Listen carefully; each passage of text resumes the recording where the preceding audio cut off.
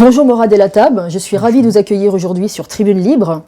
Vous êtes géopolitologue, expert en ingénierie financière, écrivain, diplômé de l'Académie des arts, sciences et lettres, et votre dernier livre s'intitule « Vladimir Poutine, le nouveau De Gaulle ». Vous êtes aussi président du parti L'Alliance pour la France, dont les spectateurs trouveront ci-dessous le lien dans le descriptif de la vidéo. Vous êtes bien connu pour votre lutte contre la pédocriminalité, et c'est pour cela d'ailleurs que vous portez le fameux surnom de président des enfants. Alors, vous-même, vous êtes concerné par ce crime puisque vos enfants sont pris dans cet horrible engrenage. Et moi, en tant que maman, je voulais vous poser cette question. Que pouvez-vous dire sur ces réseaux qui sont un véritable fléau? Pourriez-vous nous décrire leur fonctionnement? Tout d'abord, je tiens 1000 fois à vous remercier pour cette chaleureuse invitation. Je vous souhaite à vous ainsi qu'à vos auditeurs une bonne et belle année 2024. Je suis convaincu qu'elle répondra à tous nos espoirs, tant aujourd'hui les Français ont conscience de ce qui se passe et de ce de plus en plus. Je tiens à vous dire, je suis obligé de le faire dès le début de cet entretien, que je n'ai aucune envie suicidaire, que je vais très bien, que je ne serai pas pris comme ça d'une maladie subite ou autre. Voilà, mes examens médicaux sont parfaits. Pourquoi? Parce qu'effectivement, le sujet que nous allons évoquer pose problème aujourd'hui, surtout dans notre pays, la France, qui aujourd'hui a le surnom de plus en plus confirmé de Pédolande. C'est dire tant les chiffres sont délirants et la volonté de protéger les enfants littéralement absente malgré des effets d'annonce à la McKinsey. Pour preuve, il y a eu la création de la Ciivise, commission par rapport à tout ce qui était lié aux violences et l'inceste sur les enfants. Résultat des courses, un homme qui a travaillé avec rigueur et honnêteté, par ailleurs un juge, le juge Durand, s'est vu pas reconduit dans sa mission parce qu'il avait probablement, et c'est pas probablement, il avait fait remarquablement bien son travail, où il avait jusqu'à récolter 30 000 dossiers de parents plaignants, majoritairement des mamans plaignantes. Ça n'a pas plu au pouvoir, en l'occurrence la secrétaire d'État à la protection de l'enfance, Madame Cobel, qui a dit que ce n'était pas le résultat d'un seul homme. Mais alors je lui pose la question à elle, je lui dirais, ils sont où ces résultats? Je répondrai par un mot, nul. Donc, les chiffres officiels devraient inspirer, parce que les enfants sont l'avenir, nos enfants sont l'avenir, les enfants de France sont l'avenir de la France. 160 000 enfants, c'est chiffre officiel, victimes de viols chaque année. Les disparitions, il a été si facile de nous retrouver pendant la crise Covid pour s'assurer que chacun était chez soi. Par contre, des enfants qui disparaissent, encore le petit Émile il n'y a pas longtemps, et là, je veux dire, peu s'en soucient, si ce n'est, dans un premier temps, des forces de police, surtout et souvent des forces de gendarmerie, qui s'appliquent à faire le travail au mieux, parce que je ne parlerai pas ici des brigades de protection de la famille. Comme on sait très bien faire en France, on donne des noms ronflants. Combien de réseaux pédocriminels ont-ils arrêtés pratiquement depuis qu'ils existent? 0. Donc effectivement, tout ça est un sujet même d'avenir. Comment se fait-il, même, c'est la question qu'il faut se poser, que l'opposition officielle monte si peu au créneau pour défendre notre avenir? Pourtant, ils ont tous le mot avenir à la bouche. Comment ça se fait que dans cette résistance, où il y a beaucoup d'agitateurs, certains détournent la réalité de ce combat alors qu'ils ne sont même pas aptes à inviter un parent plaignant, pire, vont jusqu'à discréditer, et je l'ai vécu, par ces mêmes personnes qui combattent la pédocriminalité. Donc c'est un non-sens permanent, et on voit que tous ces gens, en réalité, sont infiltrés. Mais je garde confiance. Et je vais vous dire pourquoi je garde confiance, parce que je crois au peuple de France. Pourquoi je dis le peuple? C'est pas populiste et populaire de dire ça, parce que je rencontre les gens. Et à force de découvrir le réel, eh ben, je vois très bien que tous sont émus au plus profond, mais comme on est dans un état d'esprit jacobin, même si ça l'est de moins en moins, les gens se rendent compte que l'institution, les missions de service public ne sont plus respectées pour protéger les enfants. Elles sont également infiltrées? Alors elles sont littéralement infiltrées parce que les réseaux pédocriminels, c'est 4 grosses structures qui gèrent la pédocriminalité en France. Alors je vais choquer plein de gens, mais si vous ne sortez pas de ce cadre-là, vous allez tout comprendre. En France, nous avons une criminalité de réseau. Il faut arrêter avec un cas particulier. Et souvent les cas particuliers, même Nordan le Landais, sont souvent des gens qui étaient entre guillemets missionnés par des réseaux pédocriminels, parce qu'on ira m'expliquer pourquoi un kidam de la sorte s'est vu défendre, alors qu'il était sans ressources, par un des plus gros cabinets d'avocats de France, premièrement. Deuxièmement, comment se fait-il que les documents qui avaient été rassemblés par la gendarmerie tout de suite et qui avaient collecté des faits concrets et circonstanciés qu'aurait pu amener à la découverte effectivement d'un réseau pédocriminel où M. Lelandais était susceptible de livrer cette petite Maëlys, paix à son âme, ça a été brûlé le lendemain dans un dépôt de la gendarmerie. Dire, je sais pas, moi, c'est si simple que ça de rentrer dans un dépôt de gendarmes et de détruire des pièces à conviction. Et ce qui est quand même fou, c'est que le ministre de l'Intérieur de l'époque, je crois que son nom c'était Manuel Valls, a prétexté le lendemain ou le surlendemain qu'ils avaient reçu une dépêche d'un groupe anarchiste inconnu au bataillon. C'est-à-dire, là on est effectivement dans des opérations sales des services. Je veux dire, à la rigueur, si c'était un groupe anarchiste, comment ça se fait qu'on ne les a pas retrouvés, Et aussi la question qui se pose, elle est primordiale, le rôle des médias. Le rôle des médias. Et c'est pour ça que je tiens à vous remercier et que j'accepte cette invitation. Parce que Tribune Libre, Nexus, Faits et Documents, vous êtes l'honneur de ce qui sera demain, j'en suis convaincu, là où nous allons nous brancher pour comprendre le monde. Je vais vous donner un exemple concret, parce que c'est très important. La presse.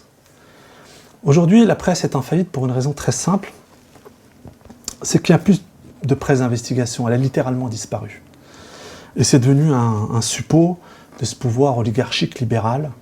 Et je vous renvoie pour ça au très joli film de Xavier Giannoli, Illusion perdue, d'après l'œuvre de Balzac, où il y a une définition du journaliste, où certains, en tout cas certains s'y retrouveront quand on voit le niveau de certains de nos journalistes. Qui dit, au nom de la mauvaise foi, de la fausse rumeur et de l'annonce publicitaire, je te baptise journaliste. C'est sûr que je ne peux pas dire ça de vous. Et je vais vous prendre un exemple concret qui m'a beaucoup fait sourire, parce que c'est un exemple d'actualité.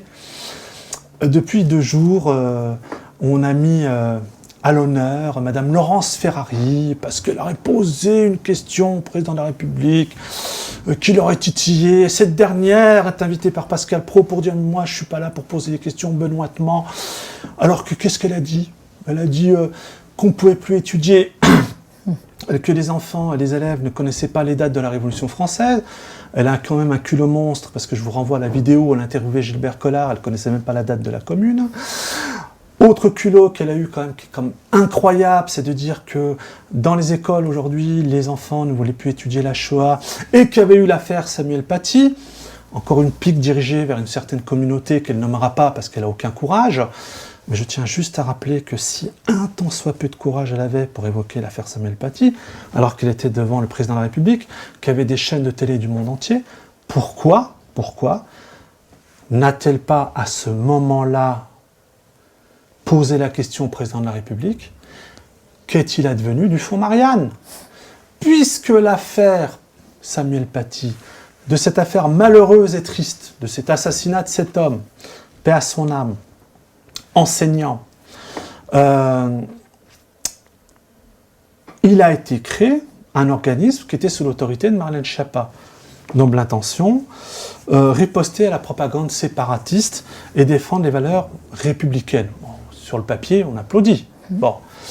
Eh bien, figurez-vous que celui qui a révélé cette affaire était un journaliste d'investigation.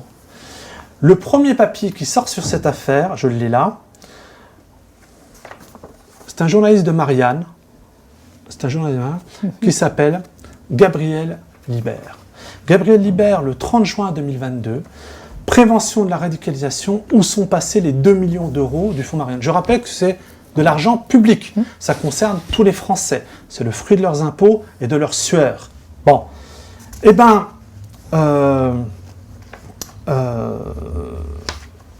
à l'époque, il y avait déjà des présidents de l'association qui disaient, et c'est dans l'article, bien sûr qu'il y a un loup,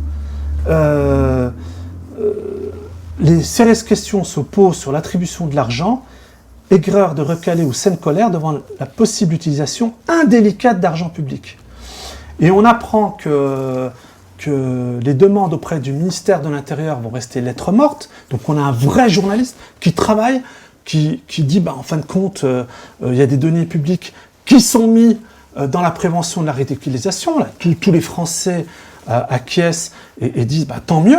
Et on découvre, il y a deux choses qui vont en sortir, c'est que grâce à Gabriel Libert, on va découvrir au final que ceux qui ont profité majoritairement de son argent sont bizarrement les fameux fed-shakers, les gens qui viennent, et dont on a tous été victimes, nous traités de complotistes. Ces gens sont des voyous. Ces gens, alors là pour le coup, ce sont des racailles qui ont détourné de l'argent public, mais qui ont servi en réalité la politique de désinformation du pouvoir macronien. Et vous savez quel a été le sort de Gabriel Libert?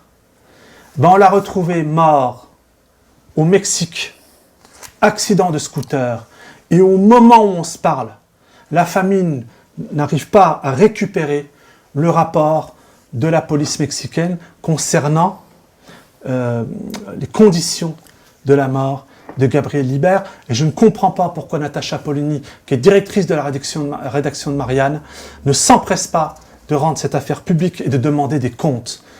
Voilà ce que c'est un vrai journaliste. Alors, comprenez une bonne fois pour toutes que c'est pas en écoutant Laurence Ferrari, qui on essaie de faire passer pour la papesse de la presse. Je suis désolé. Et en plus, c'est doublé d'une inculture crasse. Bon. Pourquoi je vous ai dit ça? Parce que aujourd'hui, il existe des médias alternatifs dont vous faites partie et qui sont... Moi, je reste confiant. Les gens, moi, je les aime d'abord, et je les rencontre beaucoup. Et dans le réel, je crois à cette phrase de Cicéron lorsqu'il disait que le peuple, aussi ignorant qu'on puisse prétendre, c'est ce que disent les mainstream, peut toujours comprendre un problème si celui qui l'exprime est crédible. Donc, nous allons évoquer effectivement des questions graves que sont la question de la pédocriminalité. Et dans cette histoire, contrairement à ce que j'entends souvent, dans d'autres domaines, que ce soit le domaine médical, là vous l'avez largement étayé, vous avez invité un ami il n'y a pas longtemps, Pascal Najadi, dont j'ai énormément apprécié la haute tenue de votre échange. Nous ne sommes pas dans une destruction de l'État, nous sommes dans un détournement de l'État. Les mots sont très importants. D'abord, il y a un mépris antipopulaire complètement délirant de cette classe politique hors sol. On voit qu'il y a une guerre de civilisation en France. Le transgenre, pratiquement, qui a été validé par le Conseil d'État suite à une démarche de l'ancien ministre de l'Éducation, M. Blanquer, qui était idolâtré par les droits tardés. On oublie que le pouvoir civil devrait avoir tout son pouvoir, je veux dire, par rapport à l'armée. C'est pratiquement une des rares institutions en France qu'on a ostracisée, qu'on a réduit à ne pas agir. On a une justice viscéralement contre le peuple. On voit qu'aujourd'hui, c'est la justice française, et fait nouveau dans l'histoire de la Ve République, qui a choisi aussi Macron en empêchant au candidat qui était largement donné vainqueur, c'est-à-dire M. Fillon, de perdre, quand on sait qu'à l'époque, c'était pour l'histoire de costumes et un emploi fictif. Quand on voit aujourd'hui ce qu'on apprend sur Macron lui-même, je veux dire, et que le même parquet financier qui s'était acharné contre François Fillon, on apprend que le président de ce même parquet financier était invité à une fête à l'Élysée. Bonjour, la séparation des pouvoirs. Mais ce qui est encore de plus pire, et c'est ce qu'on constate au quotidien, et c'est vrai, c'est que on estime que en France, la justice, il est immoral de se défendre. Voilà. Donc on invite les gens à la fuite. Donc si vous êtes agressé, il faut fuir. Et lorsque vous défendez, eh ben, la justice, l'État, vous massacre. Alors que quand on sait qu'elle est censée rendre la justice au nom du peuple français, je ne connais personne dans le peuple français qui acquiesce ce genre d'attitude criminelle. Parce que combien de Français qui ont voulu se défendre vis-à-vis d'une simple agression et qui ont pris des peines de prison ferme, alors que dans le même temps, on voit des peines de sursis à l'endroit des agresseurs. Et là, pour le coup, je ne vais pas faire la liste, mais on a 10 exemples par semaine. Hein. Bon, encore l'affaire Crépol, où ces 6 jeunes se sont rendus dans le quartier en estimant qu'ils étaient là. Alors, est-ce que c'était pour en découdre? On n'en est pas sûr, parce que les policiers les ont arrêtés avant. Ont pris entre 6 mois et 8 mois ferme. C'est du délire. L'État, vous lui montrez l'exemple. Si Français, vous vous défendez contre quoi que ce soit qui puisse atteindre votre intégrité physique, quelle que soit votre religion, votre couleur de peau, on vous massacrera. Est-ce que c'est encore une justice au service du peuple? Je pose la question. Et je reviendrai sur cette justice par rapport à la pédocriminalité, qui est aujourd'hui le cœur de la pédocriminalité. Il ne peut pas y avoir de réseau pédocriminel sans ou la présence d'un magistrat ou des magistrats qui protègent. N'oubliez jamais une chose, c'est un des rares métiers au monde, un des rares statuts au monde. Le statut français de nos magistrats, qui date de l'ordonnance de 58, et en tant que président de l'Alliance pour la France, nous le réformerons, et nous sommes les seuls en France à le proposer, parce que moi je ne suis pas dans le goût du pouvoir, moi je suis dans le goût de la justice. Et donc l'Alliance pour la France est là pour répondre d'ailleurs à un principe constitutionnel qui est l'égalité de droit devant le service public, qui est aujourd'hui complètement absent. Quand on voit comment l'institution judiciaire a tué ce mouvement populaire qu'étaient les Gilets jaunes, n'oubliez pas que le prochain dans la ligne de mire d'Emmanuel Macron, ce sont les classes moyennes, et il commence à le faire par la suppression du droit à la propriété très progressivement. Vous allez voir qu'ils seront aussi massacrés par l'institution judiciaire. Ces gens marchent ensemble. Et ce qui est très important dans l'éventualité d'une éventuelle crise majeure, alimentaire aussi, parce que en France, nous allons connaître des manques en termes de distribution, parce qu'il y a une grève d'agriculteurs en Roumanie et en Allemagne. Et donc l'éventualité que les agriculteurs français s'y mettent, vous allez voir que l'institution judiciaire va les massacrer. Les Gilets jaunes, je crois que c'est 12 000 emprisonnements. Je crois qu'il y a à peu près 400 peines de prison ferme.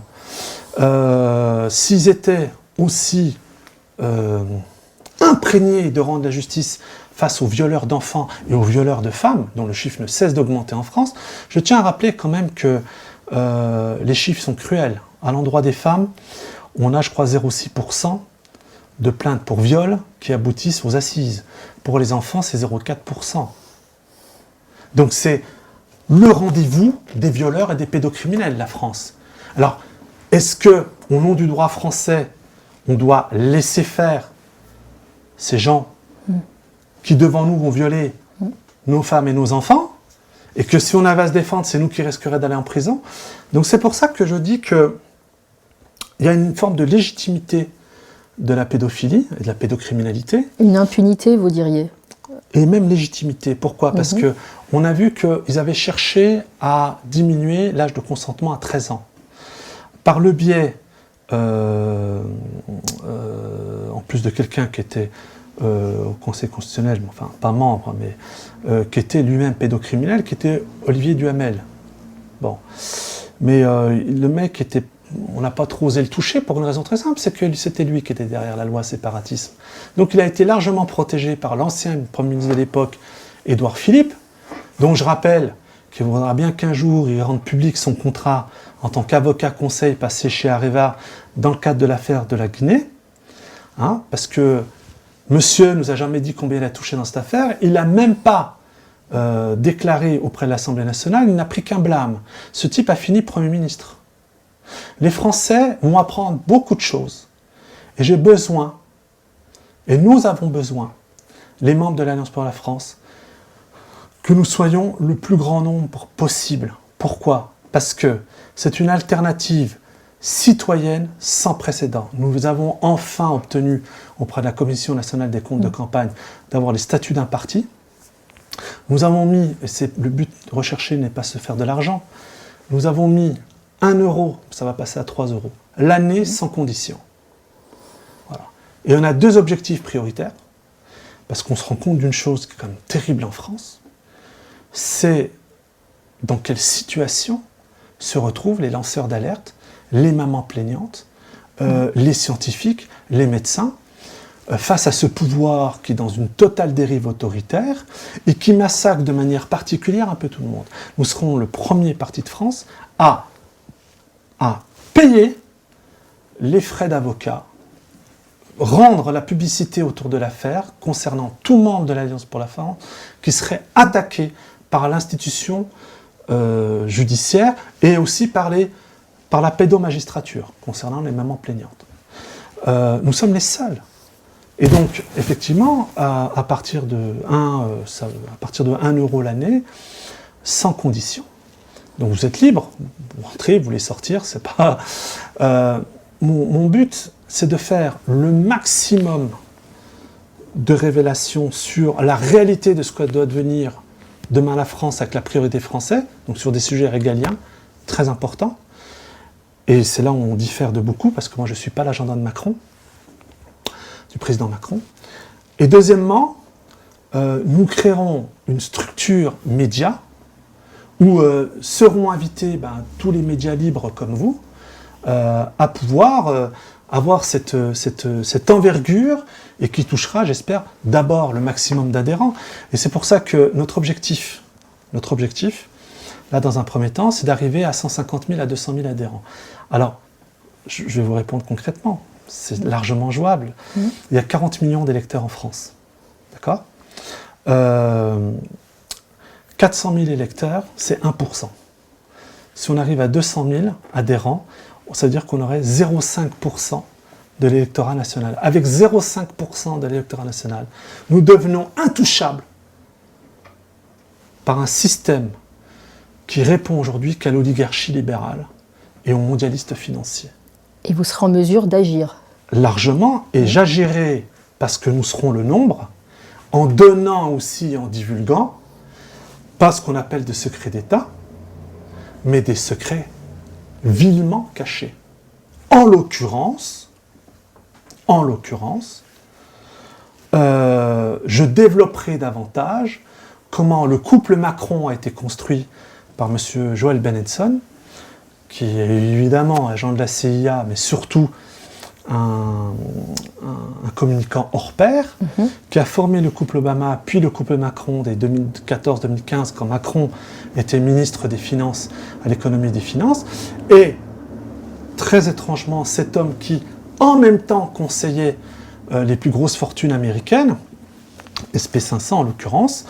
Il n'a pas obligé Macron, mais c'est quand même très étrange que ce garçon, à l'époque, ait vendu l'autonomie énergétique de la France. Alstom. Donc c'est un agent étranger. Emmanuel Macron, en tout cas, ne sert pas les intérêts de la France, parce que pour ce genre de choses, il y a 70 ans, il était collé contre un mur et prenait une balle dans la tête. C'est-à-dire qu'il n'avait même pas la fin de Ceausescu. Ça aurait été pire. Aujourd'hui, on a là quelqu'un qui nous dit soi-disant servir la France dès le départ. Mais ça, c'est vrai que si demain nous sommes 200 000 adhérents, il sera facile pour nous tous, et vous le comprendrez, d'aller plus loin dans les éléments que nous pourrons fournir, avec des gens que je pourrais aussi faire venir de l'étranger pour débattre sur ce sujet-là, et vous verrez que Emmanuel Macron, sera poussé à la démission. Parce que moi, mon but, c'est pas d'être dans le calcul politique. Je vous dis, notre but, il n'est pas là. Aujourd'hui, les Français, ils en ont marre de tout ça. Hein. Et merci à Célineau de nous avoir fait savoir récemment que M. Philippot, Zemmour et Dupont-Aignan se réunissaient. Hein, donc je pense que ça s'est fait au dos de leurs adhérents, et c'est pas très classe. C'est ce que vous appelez les droits tardés, hein, c'est ça? En tout cas, il y a beaucoup de gens qui les suivent, qui sont réellement des droits tardés, comme certains pseudo-journalistes qui sont en réalité des agents d'influence et tenus par les services, qui sont sans arrêt en train de nous vendre l'immigration et la haine de l'islam. Je les entends pas, alors que je situe quand même que l'immigration de masse incontrôlée, elle n'est pas le fait des musulmans de France. Hein, je tiens à rappeler que les accords de Marrakech ont été signés par Emmanuel Macron. Donc, et la guerre en Libye, qui est aujourd'hui l'axe par lequel passent tous ces migrants, c'est pas les musulmans de France qui ont fait la guerre à Kadhafi, et Nicolas Sarkozy, et il va être probablement démontré par une justice, j'espère, la plus intègre possible, parce que je crois encore que nous avons d'excellents pénalistes dans ce pays. Autant je ne crois plus aux juges des affaires familiales, aux juges des enfants, nous en reviendrons là-dessus, comme la majorité des Français. 80% des Français estiment que les décisions de justice sont injustes, et 69% d'entre eux ont une image négative de la justice. Donc si l'institution judiciaire ne veut pas se réformer, enfin c'est pas moi qui le dis, mais au regard des chiffres, ça risque de très très mal se finir, et risquerait d'avoir des incidents de plus en plus graves et de plus en plus lourds. Est-ce que les agriculteurs vont accepter d'être envoyés en prison comme l'ont été les Gilets jaunes? J'en doute fortement. Alors s'ils ne veulent pas qu'ils rentrent avec leur fourche au sein des tribunaux, et je leur dis par avance, ne croyez pas que c'est la police qui va pouvoir contenir cette colère populaire et légitime, puisqu'il y a un agriculteur qui se suicide pratiquement tous les 2 jours en France. Bon. Mais ce qui est très important, c'est qu'on puisse, à un moment donné, à un certain niveau, et c'est ce qui a toujours été empêché aujourd'hui par de faux dissidents. C'est-à-dire que de faux dissidents qui sont aujourd'hui contrôlés. D'ailleurs, il y a une vidéo remarquable de Noam Anwar, ancien responsable des renseignements généraux, et, qui est devenu renseignements territoriaux depuis, qui a dérangé, je crois savoir, puisque ça a été rendu public à un moment sa hiérarchie, parce que c'était un bon flic, et il y en a. Qui révélait dans une vidéo que la plupart des mouvements aujourd'hui auxquels on se greffe auprès de certaines personnes, ces gens travaillent avec les services. Il faut savoir que la Marche pour tous, qui avait mobilisé pour la première fois en France plus d'1 million de personnes, a été infiltrée. Bon, pareil pour les Gilets jaunes à un moment, et c'est ça qui manque peut-être, et c'est l'objectif aussi que je veux dynamiser avec l'Alliance, c'est aussi un esprit de discipline. À un moment, on est dans un collectif. Il faut peut-être éteindre ses égos. Et quand moi j'entends certains dire « Ouais, mais je prends des risques, je suis sur écoute », c'est faux. Je sais ce que c'est d'être lanceur d'alerte. Pratiquement tous les lanceurs d'alerte que je connais, nous sommes paupérisés, détruits socio-économiquement, on s'en prend à nos familles, là, dans mon cas, mes enfants, on s'en prend à notre situation financière, on nous tue. Et ils arrivent à le faire parce qu'ils se rendent compte que les lanceurs d'alerte sont déjà pas promus par les gens qui tiennent. Donc il y a des lignes rouges. Et c'est pour ça que vous avez des lanceurs d'alerte brillantes qui aujourd'hui se sont retrouvés à un moment isolé. Je pense à Stéphanie Gibault, qui a quand même permis à l'État français de récupérer 1,8 milliard d'euros et ne s'applique pas à sa personne la loi qui aurait dû la rétribuer en conséquence de ce qu'elle a apporté à l'État. Tout ça parce qu'elle a dérangé des gens. Il faut savoir que cette affaire UBS est allée très loin. Il faut que vous sachiez, mais ça, une fois qu'on sera 200 000, on pourra le mettre sur la place publique, qu'à l'époque, Hillary Clinton a récupéré la fameuse clé USB sur laquelle figuraient tous les noms des gens liés à ce trafic, où de l'argent, des sommes colossales étaient détournées. Elle a supprimé quelques noms avant de le donner au département de la justice américaine. Bon, et Stéphanie Gibault aujourd'hui n'a même pas le droit au RSA. Cette Française, cette noblesse de cœur, ce réel, je ne vous parle même pas de Virginie Despaux qui a été traînée dans la boue jusqu'à, et on y reviendra, la DGSI qui s'est complètement détournée de ses missions régaliennes, et qui est même aujourd'hui très impliquée et dans les réseaux pédocriminels et dans les attentats. Et j'assume complètement mes mots et je suis prêt à en débattre. Et j'ai déjà proposé à plusieurs reprises vis-à-vis de n'importe qui dans cette classe politique ou des pseudo-experts du renseignement. Cela étant, Virginie Araujo, qu'est-ce qu'ils sont en train de faire là, la justice ? Pratiquement personne n'en parle. Dans son affaire, il y a une saisine en urgence auprès de la Cour de cassation. Des magistrats essayent, pour la faire tomber, de faire passer une forme de jurisprudence qui consisterait à faire croire que l'avocat épouserait les idées de son client. Mais vous vous rendez compte si ça passe ? Demain, les lanceurs d'alerte ne trouveront plus un seul avocat sur la place publique parce qu'ils auraient peur d'être associés à la pensée de leur client. Mais on a affaire à une institution qui est dans une dérive totale. Dans une folie, parce que c'est contraire en plus à l'éthique du métier d'avocat. Enfin, un avocat n'épouse pas nécessairement les idées de son client. C'est pire que ça. C'est une violation du code déontologique des magistrats. Absolument. C'est pour ça que nous sommes les seuls à proposer une modification de l'ordonnance de 58 et à demander à ce que les juges deviennent responsables pénalement et professionnellement de leurs actes. Pourquoi nous sommes les seuls ? Alors pourquoi les autres là, qui sont aujourd'hui au pouvoir, alors qu'il faudrait voter une loi au Parlement, ne le font pas ? Alors pareil pour la destitution de Macron, il y a 20 000 raisons de le faire, ils ne le font pas. Mais bon, là au moins, rendre justice aux Français. Vous savez, en Italie, ils ont eu un gros problème à un moment, dans les années 2012, 13, 14. Et à un moment, le Premier ministre italien, en 2015, ont fait passer une loi où, si les magistrats prenaient une décision où ils avaient gravement failli, se retrouvaient pénalisés de 2/3 de leur salaire. Alors je peux vous dire qu'après les juges, ils faisaient leur travail de juge, c'est tout ce qu'on leur demande. Et moi je voudrais vraiment, parce que s'il y a une chose aujourd'hui qui s'est déflagrée en moi, c'était la confiance que j'avais en l'institution judiciaire.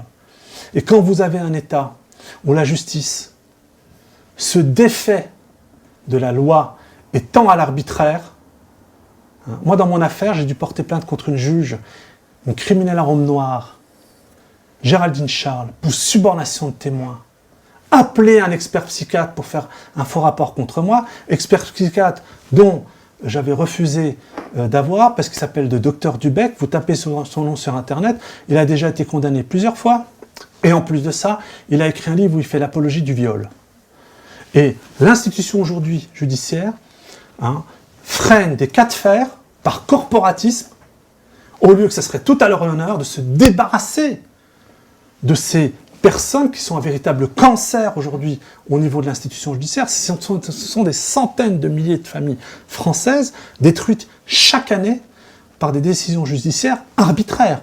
Et les dates d'appel sont longues. Alors, c'est pour ça que, à mon sens, le cœur de tout,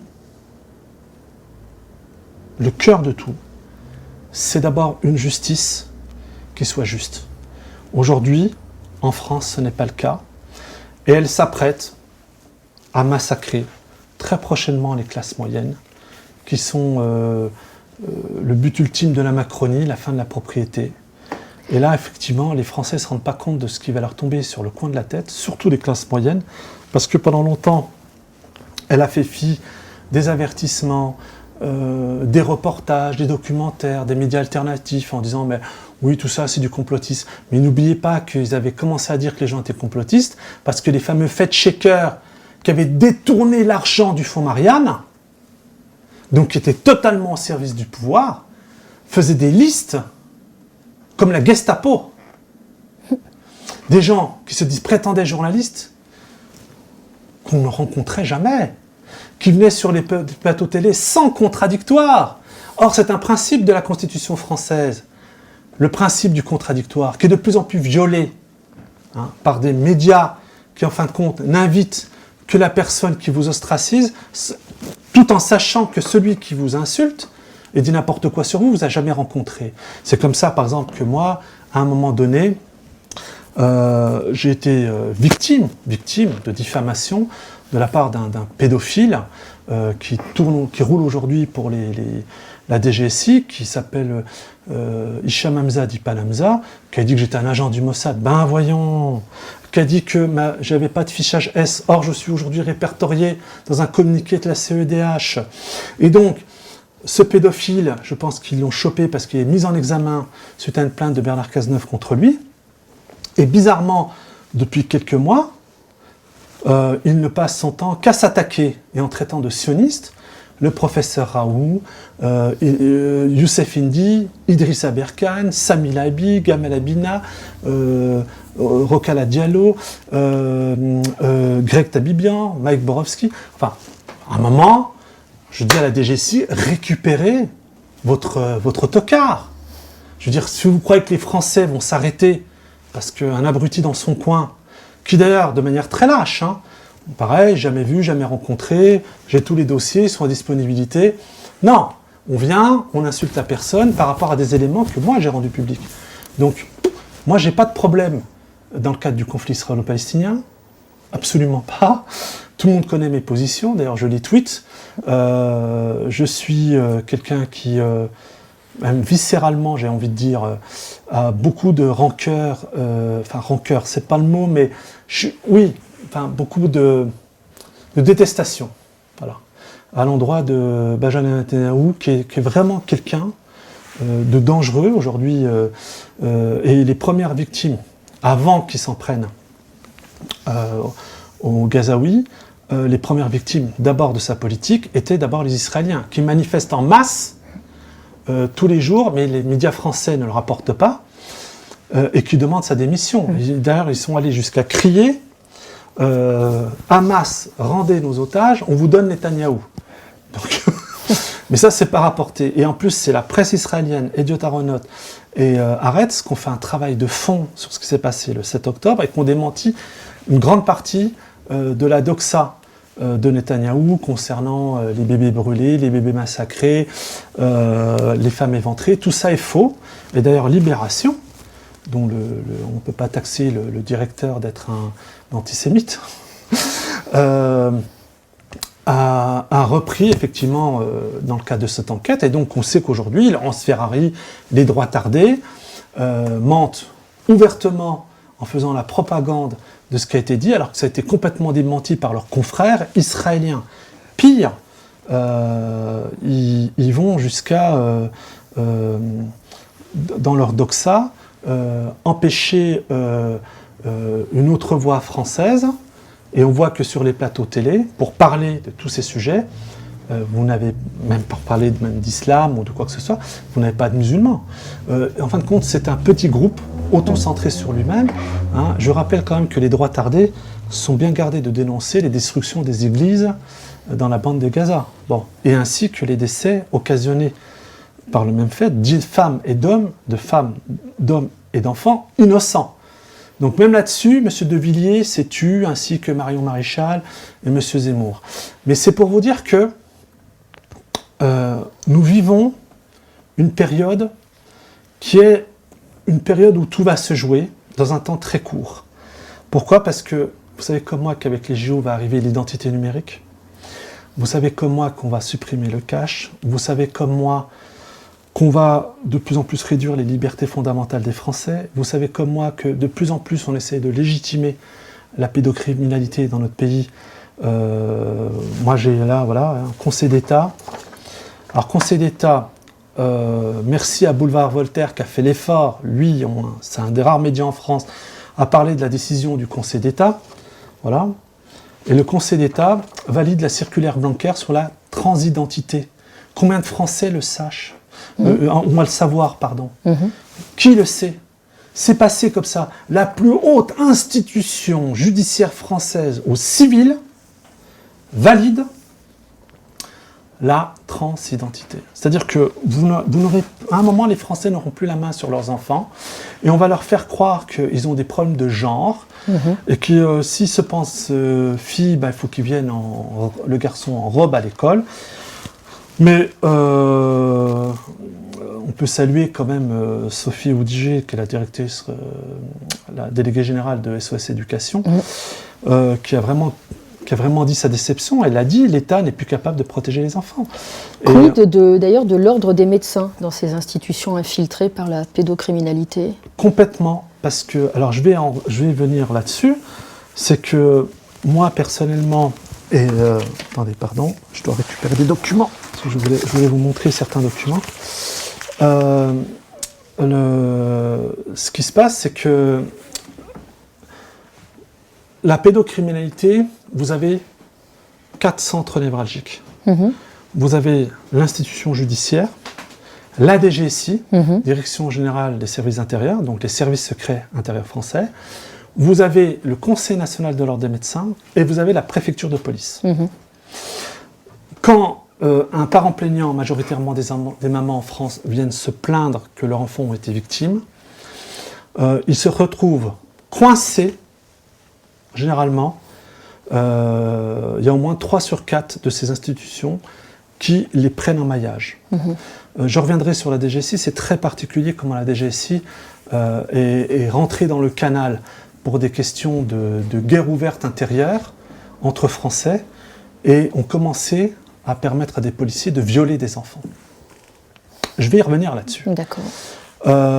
Donc, le Conseil de l'ordre des médecins, moi j'ai eu affaire à eux, donc les institutions dont je vous parle, en plus j'ai eu affaire à eux. Donc je suis un témoin direct. Personnellement. Personnel. Bon. La DGSI, une catastrophe. Ils m'ont fiché S. Je suis allé au Conseil d'État. J'ai fait toutes les démarches possibles jusqu'au Conseil d'État. Le Conseil d'État avait la preuve matérielle, parce que je leur ai apporté, que la commissaire centrale du 17e arrondissement, qui s'appelait Catherine Jourdan, une criminelle, qui fait honte à l'uniforme de la police nationale, avec 2 policières qui s'appellent Émilie Salé, qui est allée jusqu'à contraindre mon fils à dire que c'est moi qui l'aurais incité à dire ce qu'il avait dit alors qu'il avait été entendu seul. Il a été entendu seul aussi dans son école. Et dans le rapport, il est bien écrit un insu de ses parents pour ne pas être influencé. Et la veille de l'audience, 3-4 jours avant l'audience, elle fait un rapport juste où il y a 2 phrases de l'enfant qui sont 2 phrases d'adultes en présence de son bureau, où elle le contraint à lui dire, depuis quand une policière en charge de protection des enfants enterre un enfant de 5 ans et demi devant son bourreau. Elle le précise en plus, tellement elle est bête. Voilà. Et tellement c'est une criminelle qui aujourd'hui porte un uniforme de la police nationale. Je dis à Émilie Salé, l'IGPN n'a rien fait. Porte tes plaintes. Je veux que ça soit un tribunal où on fera venir le maximum de gens pour qu'on voit vos visages et vos mensonges. Pauline Bonneau, Émilie Salé, Catherine Jourdan, qui ont été les 3 mutés par le haut. Tous les gens que je vais vous citer aujourd'hui ont tous été mutés par le haut parce qu'ils ont rendu service aux pédocriminels de la DGSI qui s'en sont pris à mes enfants. Mais je répète la chose suivante. Catherine Jourdan a menti. Elle a menti contre son ministre de tutelle qui était M. Castaner. D'accord ? Surnommé le Kéké, qui passait son temps en boîte de nuit et qui jouait le séducteur, qui est un minable. Voilà. Parce que je le traite de minable. Parce qu'il avait l'opportunité de mettre fin, tout de suite, au manquement grave de la police. 4 enquêtes, j'ai jamais été entendu. Il n'a rien fait. Non seulement il n'a rien fait, mais il a cautionné. Parce que quand je suis arrivé au Conseil d'État, c'était à huis clos, il y avait 2 agents des services secrets qui bafouillaient. Une petite commissaire centrale, pour vous dire la force des réseaux, avait le dessus sur son ministre de tutelle et aussi sur son secrétaire d'État, qui n'est autre qu'aujourd'hui l'actuel préfet de police de Paris, M. Laurent Nunez Belda. Et ces gens-là, ces criminels, En fin de compte, je pense qu'ils ont dû influencer le Conseil d'État parce que le Conseil d'État me donnait raison. De fait, lorsque j'étais présent, ils ont interpellé les 2 représentants des services secrets français, des GSI, qui, du bout des lèvres, disaient « on ne peut ni confirmer ni infirmer ». Hein, ils se pensaient dans Mission Impossible. D'accord. Bon. Et le Conseil d'État donne 15 jours après, même pas, une décision. C'était un papier collé de ce qu'ils font sur Internet en m'envoyant paître.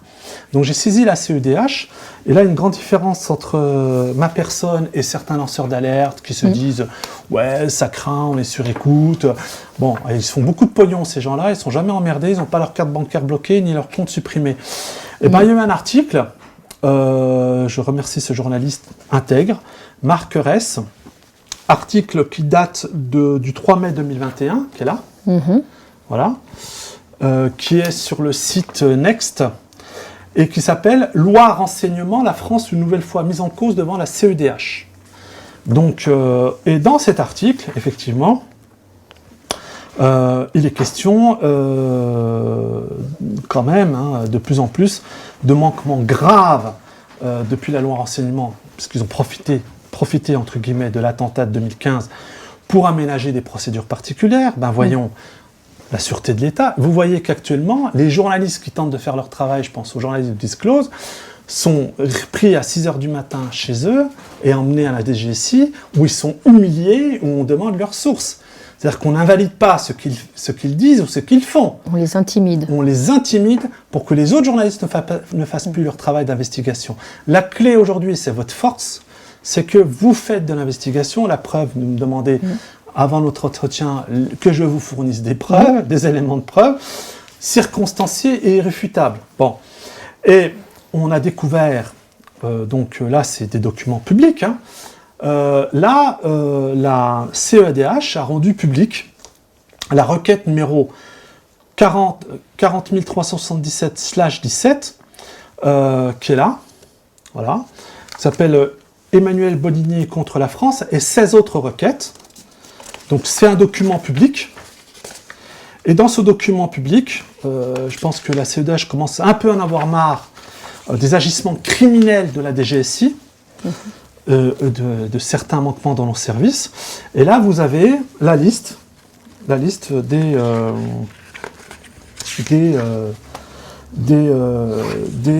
17 requêtes validées, voilà, dont la mienne. Dont la vôtre. La mienne, voilà, Elata Belibrahimi, hein, c'est mon nom de famille en entier, 19 septembre 2019, 14 numéros de requête. Bravo aux criminels policiers. Je dis que dans la police, il y a des gens intègres et qui font leur travail, pourtant le code de déontologie n'est pas très gros, mais il y a des, excusez-moi l'expression, des criminels au sein de la police nationale qui sont de véritables ordures, que l'IGPN bizarrement n'interroge pas et couvre. Et il y en a encore d'autres qui arrivent, je vais vous donner 2 autres noms, mais en tout cas ceux-là, hein, Catherine Jourdan, Pauline Bonneau, Émilie Salé, bravo. Vous salissez l'uniforme de la police nationale tous les jours. Hein, tout ça pour protéger des pédos. Hein, donc si elles ont un mot à dire, elles ont un droit de réponse. Vous leur laissez un droit de réponse. Non seulement je leur laisse un droit de réponse, mais elles ne vous répondront jamais. Ce sont des criminels, ce sont des tricheuses. Elles s'en sont pris à un enfant de 5 ans et demi. Ce sont les voyous. Parce que dans la police, il y a des ripoux. Mais comment ça se fait que l'IGPN protège ces gens-là? Comment ça se fait que je n'ai pas le droit d'être confronté à elles, alors que j'avais toutes les preuves sous les yeux? C'est une question de volonté politique. D'abord, et puis comment ça se fait que le Conseil d'État se déshonore? Par contre, il valide la transidentité, hein? Comme il avait validé le pass sanitaire. Bravo! Voilà ce que c'est le Conseil d'État aujourd'hui. C'est pour ça que il faut supprimer le Conseil d'État dans le sens où il faut le garder tel quel, mais il fait juste du conseil. Mais il n'a plus le droit de prendre des décisions judiciaires, parce qu'il joue contre le peuple. Et n'oubliez pas aussi que le Conseil d'État a validé une proposition de loi qui avait été mise sur la table sous Sarkozy, qui était le fameux projet Edwige. À l'époque, on avait tous manifesté, mais sous Macron, c'est passé. Ou ce qui permet les fichages S, en fonction aujourd'hui de votre religion, de vos choix associatifs et de vos choix politiques. Voilà. Merci le Conseil d'État. Et là, effectivement, vous avez les 17 requêtes qui sont déposées en bonne et due forme. Donc certains ne venaient pas me faire des leçons de lanceurs d'alerte et du travail effectif, hein, parce qu'ils en sont loin. Hein. Par contre, vous pouvez, j'estime que quand même, vous pourriez au moins faire l'effort de faire preuve de modestie. Hein, lorsque vous dites un peu à tout le monde que vous avez des problèmes, vous êtes suivi par la police, tout ça est faux et bidonné. Je connais le prix à payer par rapport à tout ça. Vous aviez d'autres noms à citer Oui, c'est par rapport, ça va venir dans le cadre du travail de la DGSI, parce que dans mon affaire, la DGSI avait l'opportunité de faire tomber un réseau pédocriminel, et se sont gardés, ainsi que le procureur antiterroriste de Paris, de le faire. Sauf que maintenant, l'affaire est de plus en plus rendue publique. Donc s'ils veulent protéger les pédos jusqu'au bout, en tout cas leur intégrité professionnelle et morale, aujourd'hui on peut dire qu'elle est mise à mal, parce que ce n'est pas des accusations que je porte, ce sont des faits dont ils se sont bien gardés de traiter, alors que leur mission de service public les y oblige. Bon. Donc vous avez le Conseil d'État, voilà, le Conseil d'État aujourd'hui il est bon à valider la transidentité, hein, alors que, donc je préviens les Français, hein, voilà ce que vaut aujourd'hui le Conseil d'État, et il envoie quand même 17 Français à l'abattoir, hein, ou fichier S. Je vous rappelle qu'il y a quand même une journaliste, Camille Polony de Mediapart dedans, et je vous rappelle qu'il y a une policière qui est fichier S elle aussi, avec qui j'étais en contact et qui est qui est d'un courage incroyable par rapport à ce que la hiérarchie policière lui a fait vivre. Hein, pareil, paupérisé. Hein, c'est ça le combat des lanceurs d'alerte, alors que en réalité, elle n'était que dans le cadre de sa mission déontologique. Et je vous parle pas. Elle est suspendue, elle est. Là, je veux dire, elle touche une misère, et on s'en est pris aussi à sa famille, à sa mère en l'occurrence. Je tiens à rappeler aussi le combat que mène Agnès Naudin,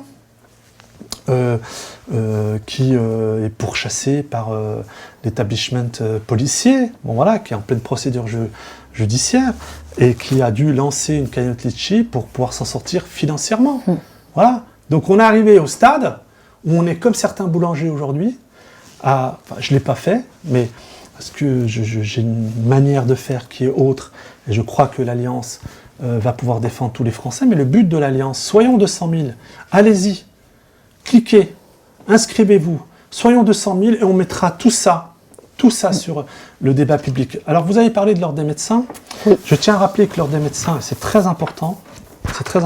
Pourquoi c'est une structure qu'il faut absolument supprimer. On a vu leur comportement ignoble et leur dévouement idéologique à la Macronie, en massacrant littéralement, en paupérisant leurs propres confrères, qui se fondaient sur des études, des arguments scientifiques et médicaux imparables. Bon, la preuve aujourd'hui, ils ont raison. Même Fauci est venu en arrière. Bon, ça va être un scandale. Je tiens à rappeler, c'est très important, qu'au sein aujourd'hui du monde de la santé, les jeunes médecins en ont marre du Conseil national de médecine. Et ça, c'est une pétition qui date, le Syndicat national des jeunes médecins généralistes, c'est une pétition qui date du 9 mars, où un collectif de 24 associations et syndicats, une pétition en ligne pour demander la dissolution de l'Ordre des médecins. Personne n'en parle. Non, personne. Et tout ça, c'est le travail de l'Alliance, parce que j'ai des gens qui travaillent dans le domaine médical, le domaine juridique, le domaine policier, le domaine des services, enfin bon, bref. Les médias devraient relayer. Mais ils s'en gardent bien. Mais là, sur le site du syndicat des jeunes médecins de France, ils demandent... Alors, je vais vous citer la pétition, il y a au moins 2 lignes que je vais vous citer, et ça concerne notre sujet. Alors voilà ce qu'ils reprochent et pourquoi ils demandent la dissolution de l'Ordre des médecins. Ils sont appuyés sur... ils rappellent que l'Ordre des médecins a été créé sous Pétain en 1940 pour interdire aux médecins juifs d'exercer leur profession. Bon, mais ils partent sur un rapport qui a été fait par la Cour des comptes, qui a mis en évidence les multiples défaillances de l'Ordre des médecins. Et ils posent la question, qui l'ordre sert-il vraiment? Et il y a 2 phrases dans toute la pétition qui m'interpellent. Ils disent l'Ordre des médecins se présente comme étant au service des médecins dans l'intérêt des patients. Alors ils posent la question, mais où est l'intérêt des patients lorsque l'Ordre des médecins couvre des soignants violeurs et pédocriminels, pourtant dénoncés par les patients et victimes ou leurs proches? C'est dans la pétition de ces 24 associations et syndicats faites par les jeunes médecins généralistes. Autre question. Et quand il condamne des médecins pour avoir signalé des sévices à enfants en arguant une atteinte au secret familial. C'est délirant, c'est colossal. Hein? Et ils se pavanent parce qu'ils sont dans les réseaux pédocriminels et ils se pensent intouchables. Mais ils se pensent intouchables parce que pour l'instant, nous n'avons pas encore fait une unité disciplinée, dans le sens où il faut être intraitable sur la protection de l'enfance, intraitable sur l'intégrité physique des femmes, donc qui sont majoritairement les chiffres du ministère de l'Intérieur. Depuis Macron, l'année dernière, c'est 40% d'augmentation dans le cadre des agressions sexuelles. Bon. Et puis on a des médecins psychiatres qui travaillent en lien avec des juges pour faire des vrais, mais qui signent des rapports pour trouver un prétexte médical, psychiatrique contre un parent plaignant, pour lui faire éloigner des enfants. Comme ça, ils récupèrent les enfants et ils sont dans les réseaux pédos. Et c'est ce qui arrive majoritairement à des mamans plaignantes. Voilà, et voilà ce qui est devenu, et ce qu'est la France. La France aujourd'hui, c'est ça. On la trouve en ligne, hein, on peut indiquer aux spectateurs. Elle est en ligne sur le site du syndicat national des jeunes médecins généralistes, snjmg.org. Voilà. Donc, de toute façon, vous tapez pétition dissolution de l'ordre des médecins, vous tombez dessus. Mais bon, ça fait partie de tout mon travail parce que je dois vous apporter des faits, des preuves sur les graves dysfonctionnements que vit aujourd'hui l'État français. On a découvert un grave problème aussi au sein de l'institution judiciaire, c'est que moi j'aime dire que les Français ne sont pas racistes. Alors, pourquoi vous dites ça ? En majorité. Mais je vais y venir. Moi j'ai grandi, vous savez, je suis né et j'ai grandi dans le Jura. Donc dans les années 90, ça votait Le Pen. Droite ou Le Pen. Bon. Le Pen père. Qui au demeurant j'ai rencontré une fois et avec qui nous avons eu un échange d'hommes de lettres. C'est avéré que c'était un homme charmant et courtois. Donc, il a une grande connaissance de l'Algérie. Et il a aussi une grande connaissance des auteurs français d'après-guerre.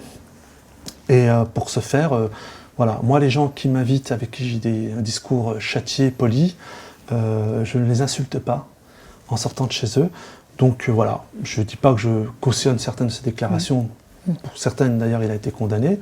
Mais je dis simplement, comme quoi, vous voyez, quand vous êtes un homme inscrit dans le réel, puis vous voulez absolument rencontrer tout le monde, j'ai eu aussi l'opportunité de rencontrer Jean-Marie Le Pen. Je ferme la parenthèse, parce que certains un jour sortiront que je l'ai rencontré, mais bon, c'est pas une amitié continue. Ça a été ponctuel. Ça a été ponctuel. Mais voilà. Il a eu des réflexions antérieures qui, pour le coup, certaines s'avèrent tristement vraies. En l'occurrence, sur des questions liées à l'immigration. Parce que je rappelle quand même que ceux qui faisaient la chasse aux immigrés à l'époque, c'était le Parti communiste dans les centres Sonacotra. Les Français ne sont pas racistes. C'est vraiment, vraiment un peuple. D'ailleurs, comme pas qu'on lui marche sur les pieds, mais là, c'est vrai que Macron lui écrase carrément les pieds, donc je pense que là, il faut qu'il fasse attention. Il le sait, mais il s'en moque, parce qu'il a les services, il a un groupe de tricheurs autour de lui, et puis il a McKinsey, mais bon, est-ce que les Français vont accepter de payer $1 milliard, $1 milliard par an pour une boîte de com qui fait des fiches à tous nos ministres et qui récite bêtement partout où ils se trouvent. Et c'est pour ça qu'ils sont rarement invités face à des vrais débatteurs. Parce qu'il n'y a pas de contradiction. Vous regardez les débats, CNews et tout, c'est à peu près le gloubi-global. C'est-à-dire à peu près tout le monde est à peu près d'accord. Et les lignes de fracture, il n'y en a pas. Mais là, je tape fort et je dis cette vérité.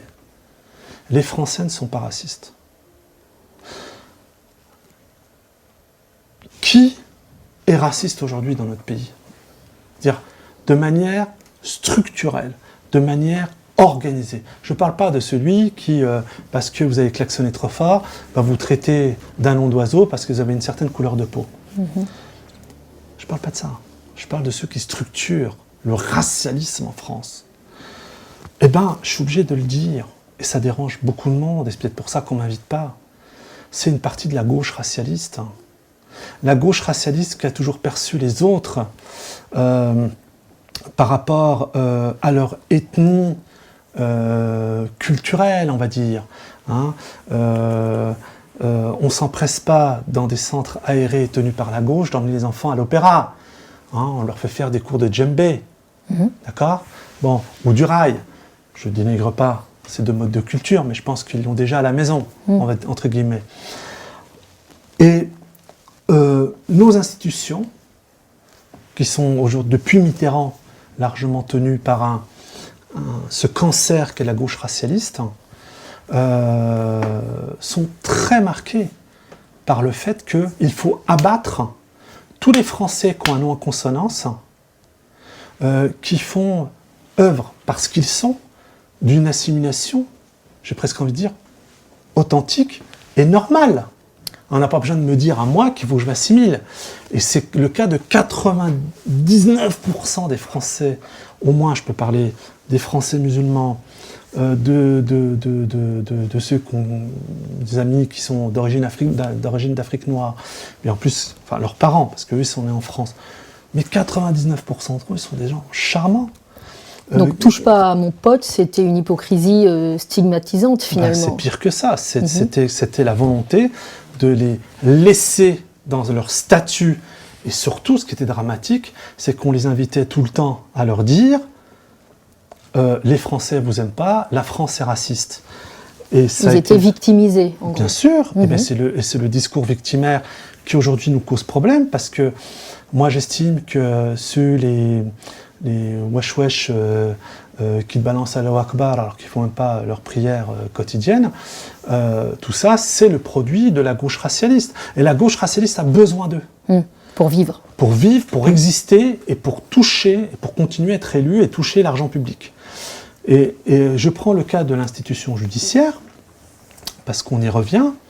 Il faut savoir que la haine contre les Français, je l'ai expliqué tout à l'heure, elle est réelle. Une grande partie, en tout cas, des juges, c'est le sentiment que j'ai par rapport au rendu, par rapport à leur jugement. Je ne juge pas eux, mais au moins qu'on juge leur jugement, il est rendu par eux. Donc leur jugement est viscéralement anti-français. D'abord, le français dit de culture helléno-romano-chrétienne, parce qu'il faut arrêter avec le judéo-christianisme, c'est absolument faux. C'est un concept que les rabbins eux-mêmes dénoncent. Alors, et ça, c'est la grande escroquerie de M. Zemmour, qui d'ailleurs a déclaré de manière publique qu'il était contre le Christ, que le Christ, ce n'était pas la liberté, mais la mort. Donc, les droits tardés qui suivent encore ce personnage et vous allez découvrir encore beaucoup de choses. Je tente d'arriver à 200 000 adhérents, 150 et je vais faire des révélations fracassantes sur certains personnages, tant ce sont des agents d'influence, parfois pas seulement de la France. Mais l'institution judiciaire, c'est une catastrophe. L'institution judiciaire, on déteste les Français pour ce qu'ils sont, et les non-romano-chrétiens, parce qu'il faut détruire la civilisation. La validation du Conseil d'État, c'est une guerre contre la civilisation. Pourquoi ils n'en parlent pas, les fameux droits tardés ? La gauche, c'est sûr qu'ils ne vont pas en parler, parce qu'ils sont pour, ils sont wokistes. Donc, en fin de compte, tout le monde s'y retrouve. La neutralité des droits tardés sur cette destruction civilisationnelle, parce que l'immigration, elle se gère à un moment. Par contre, des décisions judiciaires qui sont prises contre l'intérêt de l'avenir, c'est-à-dire nos enfants, en leur impliquant des notions de genre, alors que quand on voit notre classement au niveau PISA, je pense qu'on aurait un meilleur temps de s'appliquer à ce qu'ils connaissent, apprennent les mathématiques et le français. C'est sûr que ce n'est pas le ministre des Affaires étrangères ex-paxé avec notre Premier ministre. Parler de M. Séjourné ? Ouais, qui n'arrête pas de faire des fautes d'orthographe, des fautes de français délirantes quand il s'exprime, qui va s'appliquer à ce que les enfants de France apprennent mieux à lire et à compter. Donc toucher à l'identité sexuelle, c'est toucher à l'identité tout court, d'une culture, d'un pays. Depuis que M. Macron et son conjoint pédocriminel, je dis son conjoint parce que c'est le titre officiel, hein, vous allez sur le site internet, le conjoint, je rajoute pédocriminel, pourquoi? Parce que si on se base sur le livre d'Éric Vermeulen, qui d'ailleurs a eu du mal à trouver un éditeur en France, elle a dû le faire éditer en Belgique, c'était pendant la campagne électorale d'Emmanuel Macron, le seul scoop de ce livre, c'est de dire qu'il y avait déjà à l'époque, c'était un des premiers à relever, et c'était pas n'importe qui, c'était le directeur des programmes de France 2, donc c'est pas un complotiste. Hein. Vous pouvez donner le titre du livre? Tapez Éric Vermeulen, vous trouverez. Ce n'est pas L'être et le néant, hein, je confonds. Non, pas du tout. D'accord, c'est un autre. Okay. Et dans ce bouquin, que j'ai photographié et que j'avais mis sur Twitter, parce qu'à un moment, à la mode, c'était balance ton pédo, mais quand on est parent plaignant, on est très imprégné de ça, c'est pas un jeu. Et j'avais mis Brigitte Macron. Parce que il avait 14 et elle 39 ans, par rapport à la loi française, en plus, elle avait autorité sur lui, donc la peine est encore plus importante. Elle devrait être condamnée, effectivement, pour pédocriminalité, même si le terme n'existe pas dans le code pénal, mais atteinte grave à mineur, en tout cas. Mise en péril. Détournement de mineur, et puis en fin de compte, c'est très grave. Mais si ce que vous dites était faux, vous pourriez être attaqué pour diffamation. Mais j'attends rien de tout ça, parce que moi je me bats pour les Français, mais qu'elle a qu'à le faire. Je veux dire, qu'Emmanuel Macron et son conjoint pédocriminel m'attaquent pour diffamation, m'attaquent pour insulte. Je n'apporte que des faits qui sont irréfutables. Voilà. Et en plus, ça, j'ai presque envie de dire, c'est la première escroquerie dans leur présentation. Le volet d'après, c'est la réécriture biographique par Joël Bennetson. C'est des documents qui manquent et qu'on ne retrouve plus auprès de certaines mairies dans le cadre de l'état civil. Bon, j'ai été le premier en France à rendre public quelque chose quand même de flagrant, qui était le registre lors du recensement militaire, où en fin de compte, voilà, il y a un Jean-Michel Trogneux qui est en Algérie en 63. À Alger. Voilà, et le conjoint pédocriminel du président qui dit j'ai fait mes études ici. Donc, qui était en 63 en Algérie? J'ai posé la question publique, et je vais vous dire une chose. Le conjoint pédocriminel du président de la République française, je lui ai écrit 6 fois pour m'entretenir avec elle concernant la faillite délirante de l'institution judiciaire et policière dans mon affaire et dans d'autres affaires. Je n'ai pas reçu le début d'une réponse de ce conjoint pédocriminel du président de la République qui endosse la tenue de la protection de l'enfance. Mais c'est quand même, on l'a vu, et tous les Français l'ont vu, que juste dans le cadre du harcèlement scolaire, quand un enfant lui a fait part qu'il en était victime, elle et Madame Borne, ancienne Première ministre, s'esclaffaient, étaient mortes de rire. J'ai revu le rire qu'avaient eu Emmanuel Macron et Édouard Philippe lorsque Notre-Dame était en feu. Cet incendie criminel qu'on essaye de faire passer aujourd'hui, encore grâce à la justice, pour un incident accidentel. Purement accidentel et technique. Mais tout ça pour vous dire que si au moins cette personne m'avait répondu, il y a de ça quelques années en arrière, on se serait rencontrés, voilà le signalement des dysfonctionnements, voilà ce qui se passe et c'est grave. Mais qu'est-ce que je réalise? Qu'est-ce que je suis en train de réaliser? C'est que là où je vais mettre le doigt, à la préfecture de police de Paris, ou des policiers, parce que certains n'ont toujours pas compris que c'était des policiers qui travaillent à la préfecture de police de Paris, ils ont le statut de policier, qui dépendent de Laurent Nunez Belda. Bon. Quand je vais découvrir qu'ils ont fait à mon insu, et de manière illégale, des pièces d'identité de mes enfants, des passeports, pour cacher des faits de corruption de mineurs, on n'est pas sur du détail. Et en plus, ils l'ont fait à 2 reprises, donc c'est pas un accident. Qu'une pièce disant qu'il fallait impérativement ma signature a disparu du dossier. D'ailleurs, j'invite ta DGSI à ne pas s'amuser à remettre dans le dossier la pièce, puisque j'ai l'entièreté de la copie qui m'a été remise le jour même. Donc on va partir sur une base saine, je préfère leur dire à ces tricheurs. Mais c'était incroyable. N'importe quel chef d'État au monde,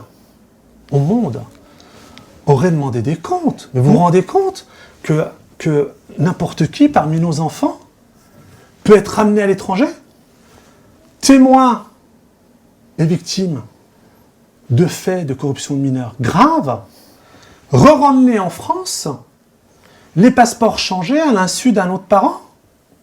Mais dans quel pays on est? Et Macron,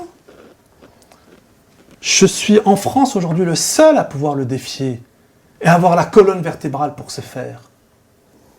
Je sais ce qu'il a fait. Et moi, contrairement à beaucoup, je sais qui il est. Et quand on arrivera effectivement à ce taux d'adhésion et qu'on sera une force collective, parce que ce n'est pas les rigolos, certains rigolos, pas tous, de la DGSI qui m'impressionnent ou qui me font peur. À l'époque, j'avais une conversation avec Robert Steele, paix à son âme.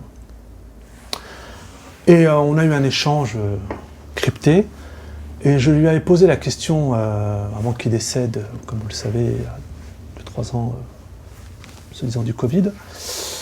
Pareil qu'on a essayé de salir en prétextant qu'il avait fait des propos, tenu des propos par rapport à l'éventualité qu'on emmenait des gens sur Mars. Bon. Mais quand on sait que David Steele, c'était un des meilleurs agents de la CIA aux États-Unis, au Proche-Orient, qui est pratiquement dans tous les films de William Carell, qui a monté le premier tribunal aux États-Unis avec des personnalités de premier plan pour condamner les trafics humains et la pédocriminalité. Et moi, je peux vous dire que c'est des gens de l'ombre qui font un travail formidable. Il en existe aussi en France. Aujourd'hui, ils sont cadenassés. Bon. Quand on leur dit, en France, on rencontre des gens qui travaillent sur des réseaux pédos, on dit, mais comment ça se fait? Mais nous, on a tout donné au pouvoir. On a donné qui est dans le réseau, tel juge, tel flic, tel haut fonctionnaire, tel avocat, telle personne. Et il me dit, ça bouge pas, nous on fait notre travail. Bon, voilà, c'est du régalien, et on peut rien leur reprocher à cela. Mais ça existe en France, sachez-le. Et eux, quand ils auront à se venger, je leur donnerai les pleins pouvoirs. Parce qu'ils auront s'occuper de ces salopards. Mais, ce qui est très important, c'est que je l'avais demandé à l'époque. J'avais posé, c'est un des premiers à qui j'avais posé la question sur l'éventualité de ce qui se passait en France. Et c'est vrai qu'il l'a rendu public par la suite, qu'il estimait qu'Emmanuel Macron était un pédocriminel. Bon. Moi, je ne veux pas rentrer dans ce sujet, puisque là, pour le coup, je n'ai pas, la force collective pour pouvoir dire certaines choses. Voilà, je vous le dis. Aller chercher les preuves. Non, mais ça, c'est pas un problème. C'est pas un problème. Moi, la force qui est la mienne, c'est de savoir les choses. Après, voilà, qui veut porter plainte, qui porte plainte. Ils veulent déjà pas de débat public. Ils sont en train d'étouffer une affaire gravissime. Un président de la République qui valide. Parce que moi, j'étais en contact avec son directeur de cabinet. Il ne peut pas dire il a reçu Emmanuel Macron, je lui ai déposé à l'Élysée toutes les preuves. Il a les noms des personnes incriminées. Il a les noms des personnes incriminées. Donc le truc, c'est que il ne peut pas dire qu'il ne sait pas, qu'il n'est pas au courant. Voilà. Donc ça, c'est très important. Moi, je vous propose de vous inviter à nouveau pour développer cette affaire. Ah oui, alors vraiment avec plaisir. Oui. Et parce que là, pour le coup, vous allez tomber des nues. Et je tenais, par rapport au racisme que j'évoquais tout à l'heure, je tiens à rappeler qu'il y avait une enquête qui avait été ouverte au sein de l'École nationale de magistrature pour des propos racistes. Oui. La France aux Français, devoir les Arabes. C'était rédigé par des étudiants de la dernière promo de l'ENM, qui depuis sont tous devenus magistrats. Oui. Il faut reconnaître que suite à cet article de David Perrotin de Mediapart, le ministre de la Justice avait lancé une demande d'enquête du parquet, et tous les syndicats de la magistrature, tous, ont fait pression pour que ça ne puisse pas aboutir, parce que soi-disant, c'était demander à des futurs juges de faire de la délation. Mais ils font quoi les juges quand ils nous interrogent? C'est la même chose. C'est la même chose. Je vous inviterai donc pour reparler de la suite. En attendant, je vous remercie infiniment, Morad El-Attab. Donc vous reviendrez nous parler de cela, ainsi que de l'Alliance pour la France et ses différentes actions, de l'affaire des passeports en lien avec le réseau Epstein, de l'affaire du Bataclan et d'autres attentats encore, et bien d'autres affaires. Epstein je vous remercie. Et Palmade. Et Pierre Palmade, exactement. Parce que c'est le même réseau. Il faut savoir que dans l'affaire Pierre Palmade, il y a des enfants d'origine maghrébine à qui étaient versées des pièces d'identité ou des cartes de séjour suite à, effectivement, au chemsex. Et puis je parlerai surtout, c'est le plus important, parce que j'ai fait tout un dossier là-dessus, l'implication de la DGSI à travers l'affaire Combe dans les Ardennes, dans les réseaux pédocriminels, puisque aujourd'hui ils ont créé une section au sein de la DGSI, donc contre l'intérêt des Français, pour créer une guerre civilisationnelle entre les Français, d'origine, ou de culture ou de confession musulmane, contre les Français de souche, entre guillemets dits de souche, j'aime pas l'expression, et que derrière tout ça, il y a non seulement de la pédocriminalité, mais des attentats commis sous faux drapeau. Un grand merci, Morad El Hattab. C'est moi qui vous remercie, 1000 fois.